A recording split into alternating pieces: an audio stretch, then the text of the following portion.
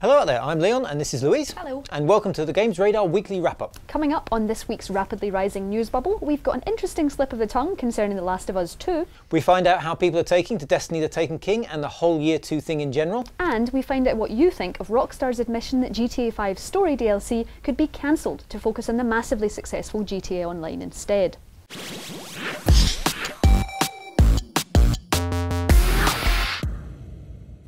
This week, Naughty Dog's been playing the Uncharted collection on Twitch. Now things got interesting when writer Josh Scher talked about the old hand-drawn facial animation the studio used until Uncharted 4, at which point he said it was used on all the Uncharted games and the first Last of Us. Let's hear that again. The first Last of Us. Now, many people were quick to suggest the second Last of Us could be the Left Behind DLC. But that uses the same hand-keyed animation as the original game, so it doesn't make sense to separate it out here. Which suggests there could well be a Last of Us 2 on the way using the same facial capture as Uncharted 4. It's not the first time a sequel's been mentioned, nothing's been announced officially, but Nolan North, who played David in the first game, says he knows Naughty Dog is working on a follow-up. But we've also got Troy Baker, who played Joel, saying he knows nothing about a sequel. However, hands up if you think there's going to be another one.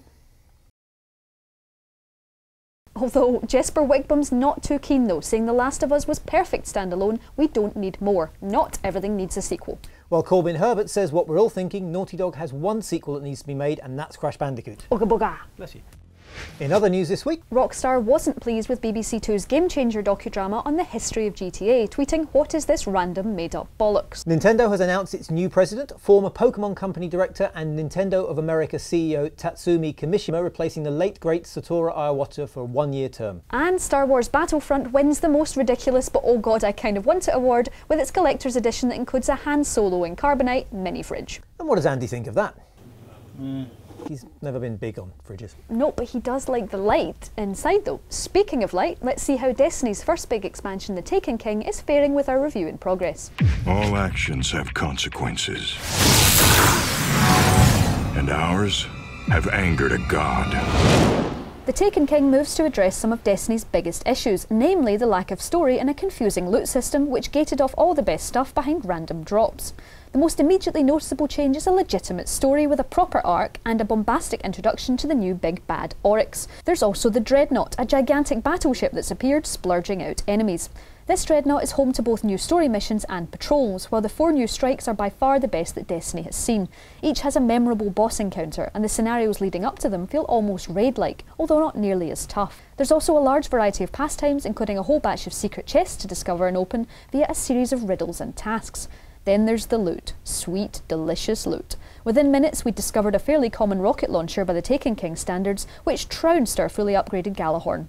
Throwing Galley in the vault feels like sacrilege, but in all the right ways because resetting the loot is something the game so desperately needed. All in all, a large part of what makes Destiny great is its capacity to inspire its community, and what we've played so far has us convinced that this is going to be the business.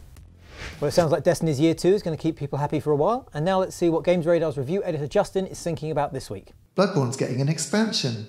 Will they all have beards? Ah, new costumes. Does that new boss have 2 more mouths inside its mouth? What will I do for 66 days? Oh, Miyazaki. Oh, Miyazaki. Have mercy on us, poor bastards.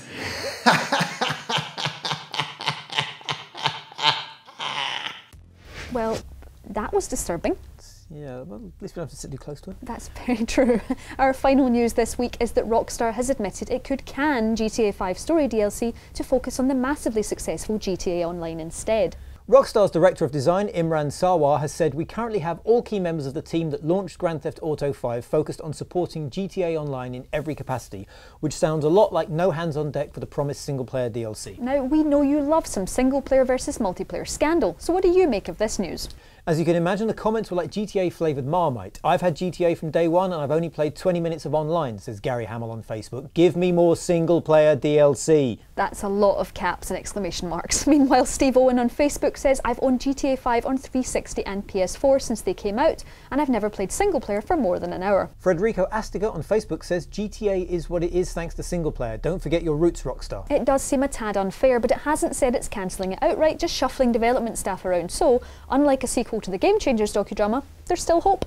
Well, that's it for this week's show. Catch us for more next week, and if you've got any questions, fire them into the comments below.